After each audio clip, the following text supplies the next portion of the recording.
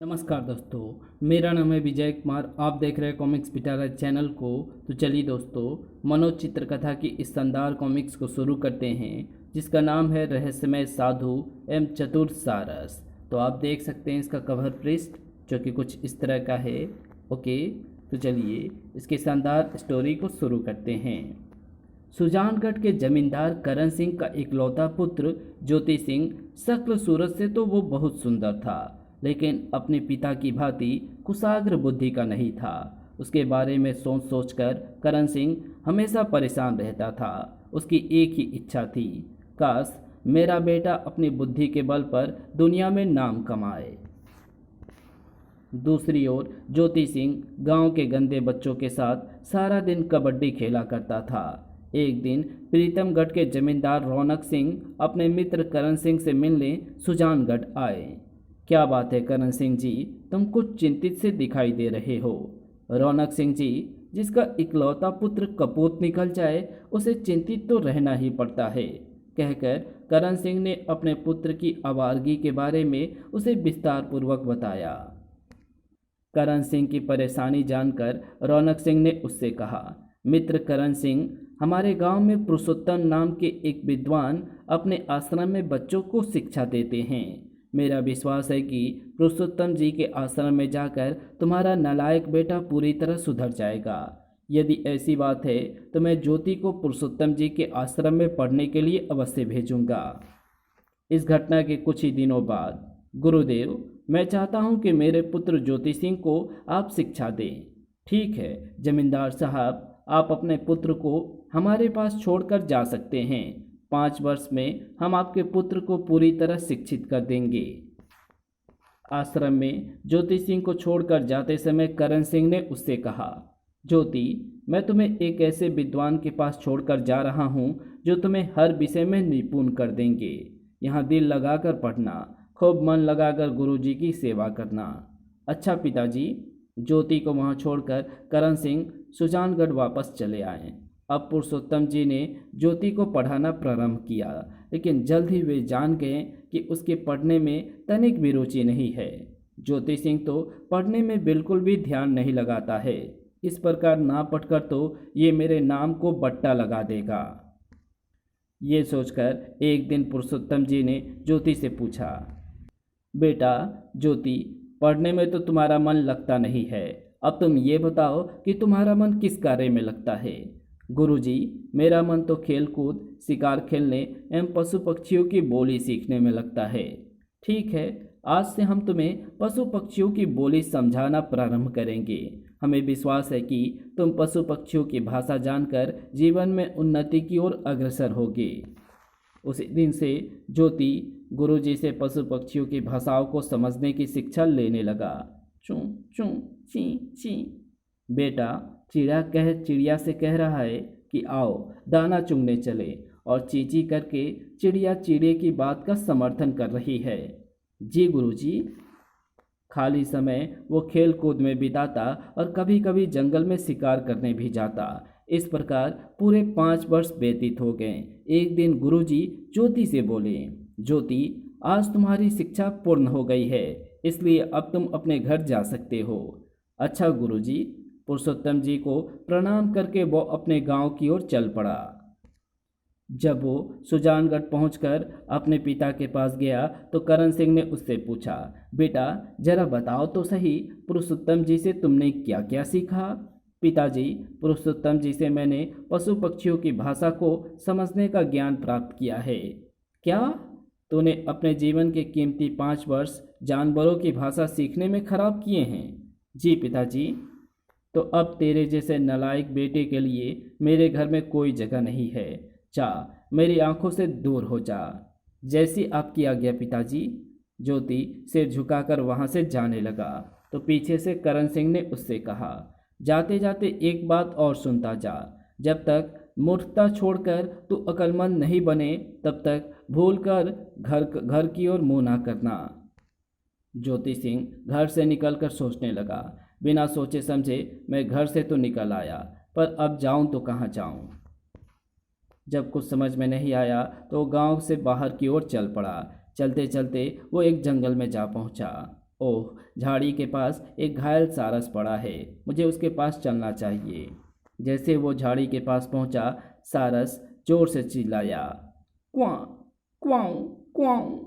ओह, सारस कह रहा है कि मेरे पंखों में तीर गड़ा हुआ है, उसे निकालकर मेरी जान बचाओ।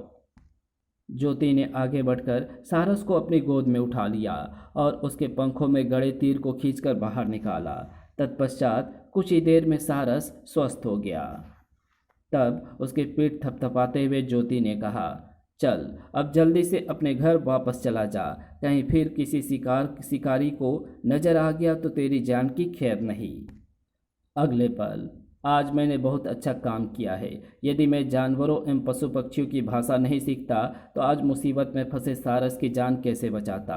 अब ज्योति वहां से आगे चल पड़ा। अभी वो कुछ ही दूर चला था कि जंगल के पार बस्ती से दूर उसे एक खाली झोपड़ी नजर आई।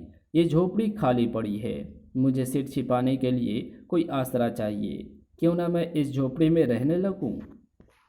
ज्योति ने झोपड़ी में पहुंचकर जल्दी जल्दी उसकी सफाई की। झोपड़ी में दैनिक दिनचर्या का सारा सामान रखा हुआ है। वो दिन भर का थका हुआ था, अतः शाम होते होते वो झोपड़ी के फर्श पर आराम करने के लिए लेट गया। फिर ना जाने कब उसकी आंख लग गई। जब उसकी नींद खुली तो झोपड़ी के बंद द्वार पर कोई दस्तक दे रहा था। ठक ठक। रात के समय कौन हो सकता है। अभी वो सोच में पड़ा हुआ था कि बाहर से किसी महिला की महीन आवाज आई, कोई है। कौन होगी, इतनी रात गए, भला मुझ अजनबी के पास कौन आ सकती है। सोचते हुए वो उठा और उठकर दरवाज़ा खोला। मैं दुखियारी हूँ, रात भर के लिए आप अपनी झोपड़ी में बसेरा कर लेने दीजिए। आओ अंदर आ जाओ। धन्यवाद। तुम इतनी रात गए कहाँ से आ रही हो। जी, मैं यहाँ आपकी पत्नी बनने आई हूँ। ये तुम क्या कह रही हो। मैं ठीक ही कह रही हूँ, मैं विवाह करूँगी तो तुमसे, अन्यथा कुंवारी ही रहूँगी। लेकिन तुम कौन हो। मेरा परिचय सिर्फ इतना है कि मेरा नाम जयप्रभा है। जयप्रभा, तुम देख ही रही हो कि मैं कितना गरीब हूँ। तुम्हें मुझसे विवाह करके सुख नहीं, कष्ट भोगने पड़ेंगे। ठीक है, मैं कष्ट भोग लूँगी। आपकी पत्नी बनने के अलावा मेरी अन्य कोई चाह नहीं है।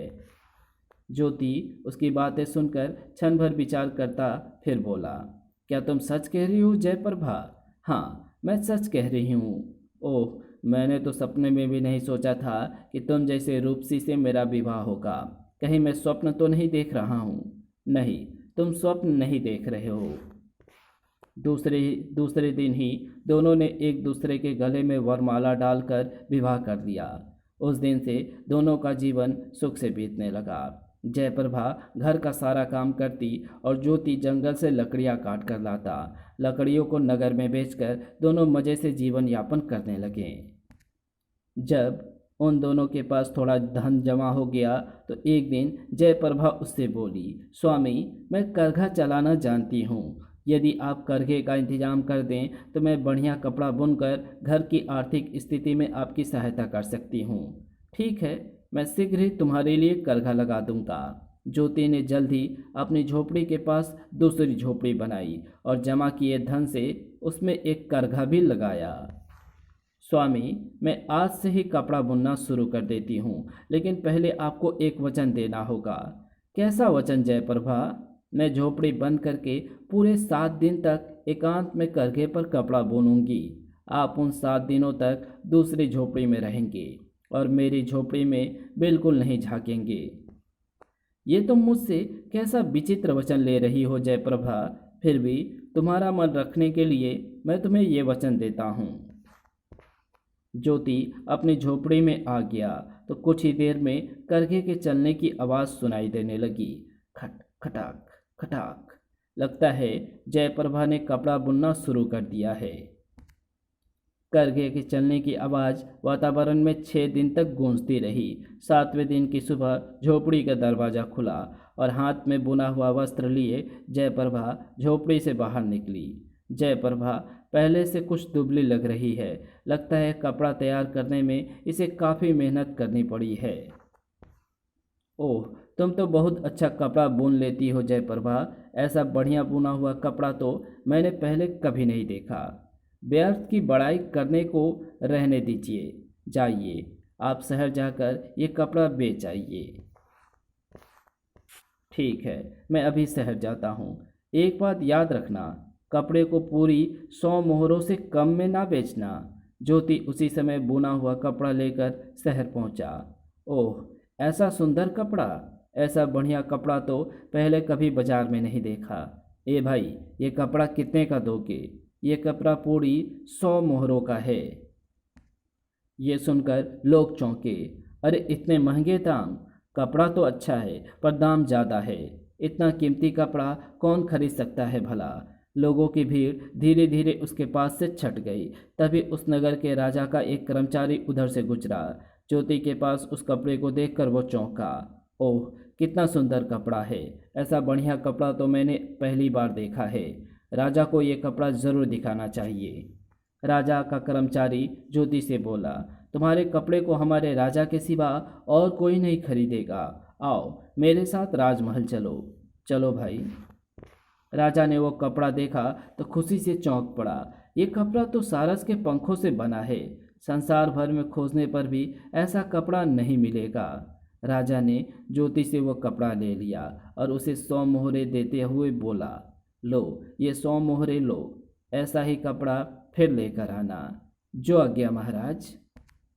आखिरकार मैंने कपड़ा जयप्रभा के कहे अनुसार 100 मोहरों में ही बेचा। जयप्रभा ये सुनकर बहुत खुश होगी। जब वो अपनी झोपड़ी के बाहर पहुंचा तो शाम होने को थी। वो बाहर से ही चिल्लाया, जयप्रभा मैं कपड़ा बेच आया हूँ। ज्योति की आवाज़ सुनकर जयप्रभा झोपड़ी से बाहर आई। जयप्रभा, इस पैसे से हम बहुत अच्छा घर बनाएंगे। जैसी आपकी इच्छा स्वामी। जयप्रभा, राजा ने कहा है कि उसे वैसा ही कपड़ा और चाहिए। क्या तुम बिल्कुल वैसा ही कपड़ा पुनः बुन सकती हो? क्यों नहीं, आपकी खुशी में तो मेरी खुशी है। लेकिन आपको पहले की तरह याद रखना होगा कि कपड़ा बुनने के बीच आप मेरी झोपड़ी के अंदर नहीं आएंगे। मुझे ये बात तो अच्छी तरह से याद है जयप्रभा। अगली सुबह जयप्रभा फिर कपड़ा बुनने के लिए अपनी झोपड़ी में चली गई। खट खटाक। दूसरे दिन जब ज्योति अपनी झोपड़ी के बाहर बैठा था तो एक बूढ़ा आदमी उसके पास आकर बोला, सुना है तुम्हारी पत्नी ने एक कपड़ा बुना था जिसे तुमने राजा के पास जाकर 100 मोहरों में बेच दिया है। हाँ, आपने ठीक सुना है। ये भी सुना है कि तुम्हारी पत्नी ने फिर से कपड़ा बुनना शुरू कर दिया है। हाँ, लेकिन आप ये सब क्यों पूछ रहे हैं? भाई, मैं बस्ती में रहने वाला रामू जुलाहा हूँ। मैं भी ऐसा कपड़ा बुनना चाहता हूँ जिसे बेचने पर मुझे भी 100 मोहरे मिले। क्या तुम दिखा सकते हो कि तुम्हारी पत्नी किस प्रकार का कपड़ा बुनती है? नहीं भाई, तुम अभी वो कपड़ा नहीं देख सकते। थोड़ी दिनों बाद जब कपड़ा पूरा हो जाएगा तब तुम्हें दिखा दूंगा। ठीक है भाई, जैसे तुम्हारी मर्जी, कहकर रामू जुलाहा वापस चला गया। रामू के जाने के बाद सहसा ज्योति को एक ख्याल आया। ये बात तो कभी मेरे ख्याल में भी नहीं आई कि जयप्रभा सूत कपास के बिना इतना बढ़िया कपड़ा कैसे बुन लेती है। जरा झोपड़ी में झांक कर देखूं तो सही कि जयप्रभा किस प्रकार कपड़ा बुनती है। ये सोचकर वो उठा और जयप्रभा की झोपड़ी की ओर चल दिया। जैसे उसने झोपड़ी की छोटी सी दरार में से अंदर झांका तो वो बुरी तरह चौंक पड़ा। ओह, अंदर जयप्रभा तो नहीं है, बल्कि एक सारस अपने पंख और खून से करगे पर कपड़ा बुन रहा है। अंदर का दृश्य देखकर ज्योति का मुंह फक हो गया। उसके मुंह से आवाज़ तक ना निकली और वो बेहोश होकर गिर पड़ा। बहुत देर बाद जब उसे होश आया तो जयप्रभा उसके सिरहाने पर बैठी थी। वो बहुत दुर्बल दिखाई दे रही थी। जयप्रभा, तुम। जयप्रभा तुरंत उसका मतलब समझ गई, अतः बोली, मैं वही सारस हूँ जिसकी आपने जान बचाई थी। आपने छिपकर मुझे देखकर अपना वचन तोड़ा है, अतः मैं अब आपके पास नहीं रह सकती। जयप्रभा, ये क्या चक्कर है? तुम सारस कैसे बन जाती हो? ये एक दुख भरी कहानी है। मैं जयनगर की राजकुमारी जयप्रभा हूँ। एक बार मैंने राजमद में चूर होकर एक ऋषि का अपमान कर डाला था, अतः उस ऋषि ने मुझे सारस बन जाने का श्राप दे दिया। इस कहानी को यहीं समाप्त करते हैं। इसके आगे कहानी पढ़ेंगे इसके पार्ट 2 में। तो मिलते हैं इसके दूसरे पार्ट में, तब तक के लिए बाय। अगर आपको ये वीडियो पसंद आई हो तो इस वीडियो को लाइक शेयर कमेंट ज़रूर कर देना। चैनल पर नए हो तो चैनल को सब्सक्राइब कर ऑल नोटिफिकेशन को सेलेक्ट ज़रूर कर देना। Thanks for watching my videos.